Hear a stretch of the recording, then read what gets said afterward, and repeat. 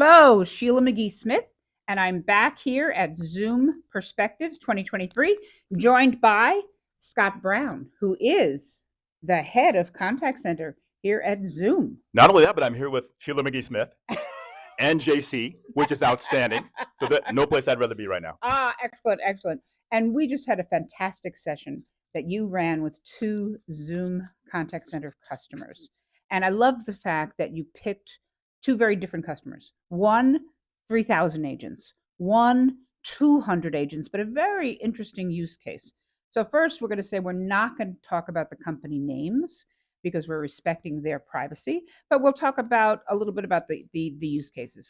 First, extraordinary. The gentleman that had 3,000 agents said he deployed that in one day. How did that happen? So again, the use case was amazing, and that particular organization is think of them as an employee services organization that provides a wide portfolio of capabilities for companies of all sizes.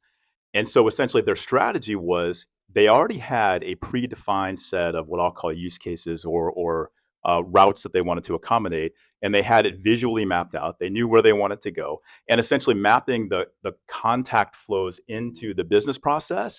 In their minds, they had already done it. So it was so amazingly straightforward. And again, I want to be super clear. We take zero credit for it. This is completely on the customer side doing this. And they were able to visualize where they wanted the media to go, how the media was going to be captured, where it was going to be stored, and more importantly, the results they wanted to be able to demonstrate based upon the deployment. So completely amazing, and all their credit. Again, to your point about that customer, he talked about the fact that there was something he wanted to do. It wasn't currently in the platform, but because of the open APIs that were available, he was quickly be able to do what he wanted to do. Can you talk a little bit about that? Yeah, absolutely. And I think the other interesting thing as well is they were a new and are a new customer to Zoom, right? Their incumbent UC&C solution was not Zoom, and still is not Zoom, by the way. And their contact center, obviously not Zoom, and they had a plethora of other technologies in there, but they did have a sophisticated and still continue to have a sophisticated DevOps infrastructure and organization. So essentially, integrating into the incumbent portfolio of services that he was offering to his end customers, that was just part of the design principle. And so, yes, they were able to very quickly consume the APIs necessary to make that a seamless offer for their end customers. So not only was it, okay, great, I have a meeting experience, I have a phone experience, I have a contact center experience, I have a chat experience. Oh, and now I can extend my line of business application into that as well as a single offer. It was actually, again, testament to their fortitude and creativity in putting it together. Yeah, and as you know, there are companies out there who make a big deal about having the ability to do API extension. It's not something you're shouting from the rooftops, but people should know that it's an inherent part of the Zoom contact center experience. Yeah, it's actually the and equation for us. You know, when we talk to our product management leaders, Bai Chao and Ted Yoshikawa, they're talking about, look, we need to provide an elegant simplicity for people to consume our contact center capabilities and provide sophisticated APIs for them to build into our contact center capabilities. So it's both. Okay, I'm going to ask one more question, and then I am going to give you a chance, Juanita. I know you're chomping at the bit over there. So the company that had 200 agents and spoke to us, to the analysts, it was a video use case. So yeah, tell us about that. No, and this organization is providing global support for their technical products that they have. And it was interesting because during the kind of the design of the solution, they shared with us that a very high percentage of their customers that are contacting them, because of the nature and complexity of the solutions that they're offering, would result in a video experience. So essentially, somebody would either chat in or they'd phone in, and then they would set up a meeting to call them back via video experience, and then they would do whatever they needed to do.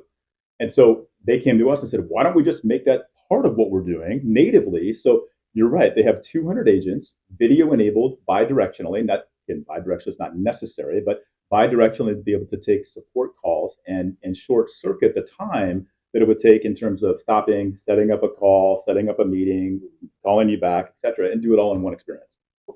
I think it's so amazing in the customer that talked about moving into workforce management, how they didn't have workforce management, or it wasn't accomplished. It wasn't a sophisticated thing that they were doing at the time, and how they moved over to contact center and they rolled out workforce management. How seamless was that? Do you know how quick that happened? Yeah, it was actually start to stop 2 weeks for them, Wow. and again that was an amazing piece of work in my opinion because we hadn't released yet, so we were still in beta. They were kind enough to jump on the boat with us and really help us kind of harden the offer before we GA'd it. Their feedback was critical in terms of where we were going and what we ultimately released. But yeah, they did it all themselves, and they didn't really have anything in place today. And I think what's more probably perplexing was because they were acquiring other entities and bringing them in, they had a multitude of spreadsheets and a multitude of different ways of scheduling agents, which they just kind of scrapped all of that and went to a centralized scheduling model, which again gave them a whole bunch of simplicity and consistency in how they went about it. Did they mentioned about hiring two workforce people while they were doing this whole rollout of WFM as well, or right before? Do you think that helped in the 2 week turnaround time that they had?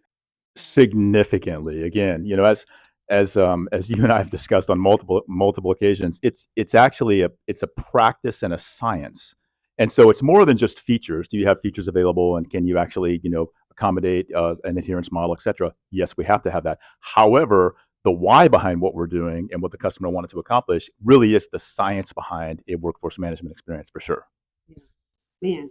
All right, guys. Well, we'll Sheila and I will sit here and talk to Scott for forever, but we're not going to do that. We're not going to do that. We have dinner to get to. All right, but stay tuned for more of the behind the scenes. Thank you, Scott, for sitting down with Sheila and I. So awesome to be here. Thank you a ton. Thank you. Bye, guys.